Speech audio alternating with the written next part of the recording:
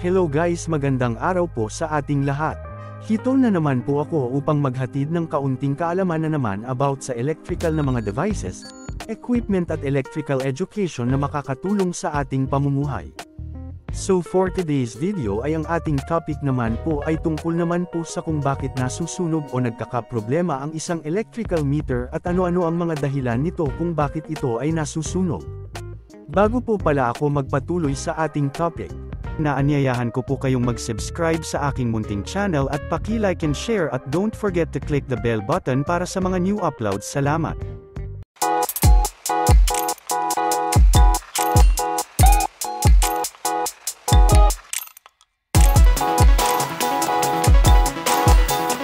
So for today's video ay ang ating topic naman po ay tungkol naman po sa kung bakit nasusunog o nagkakaproblema ang isang electric meter.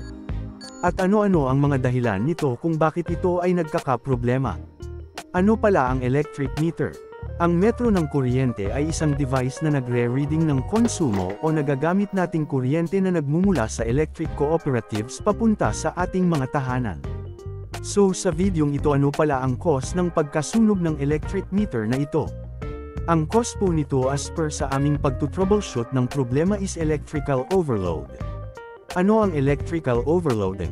Ang electrical overloading ay nangyayari kapag ang dami ng electrical devices na konektado sa isang power source ay lumampas sa maximum na kapasidad nito. Ito ay maaaring magdulot ng labis na pag-init ng mga wiring at electrical components, na maaaring magresulta sa sunog o iba pang electrical issues. Ano-ano ang dapat gawin para maiwasan ang electrical overloading? Para maiwasan ang electrical overloading, siguruhing sumunod sa mga sumusunod. Una, tamang pagkakabitan. Huwag magdagdag ng maraming kagamitan sa isang outlet o extension cord. Sundan ang tamang wattage at kapasidad ng kagamitan para sa outlet na ginagamit.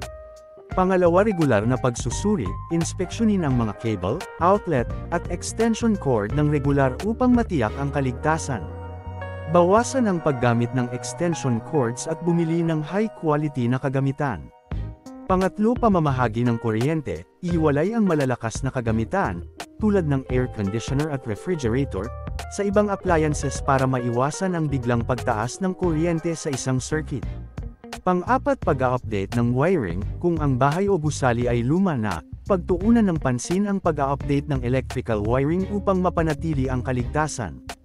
Ikalima, smart plugs, gamitin ang mga smart plugs na may overload protection upang mapanatili ang seguridad ng iyong electrical system. Pang-anim, pag-iingat sa paggamit, huwag pilitin ang paggamit ng kagamitan kung hindi kaya ng electrical system.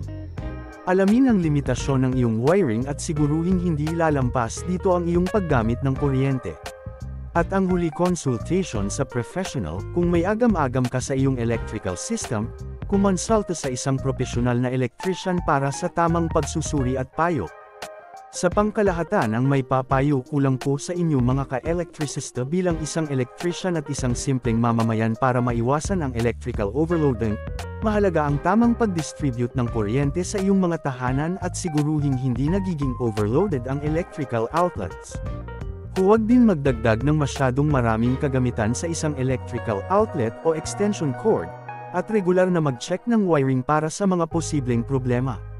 Hanggang dito na lang po ang aking topic sa araw na ito. Sana'y may natutunan po tayo at huwag po ninyong kalimutan mag-subscribe sa aking channel at pakiclick ng bell button para sa new upload videos. Salamat and God bless po sa inyo.